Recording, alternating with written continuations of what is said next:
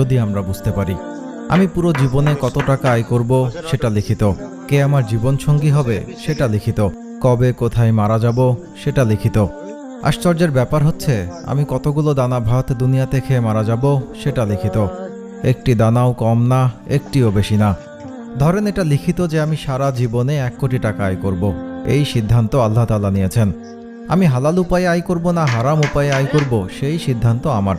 রাসূল সাল্লাল্লাহু আলাইহি ওয়াসাল্লাম বলেছেন, কোনো ব্যক্তি যদি অভাবী হয় এবং তার অভাবের কথা মানুষের কাছে পেশ করে তবে তার অভাব দূর করা হবে না। আর কোনো ব্যক্তি যদি তা আল্লাহ তাআলার কাছে পেশ করে অনতিবিলম্বে আল্লাহ তাআলা নিজ অনুগ্রহে তাকে অভাবমুক্ত করে দিবেন।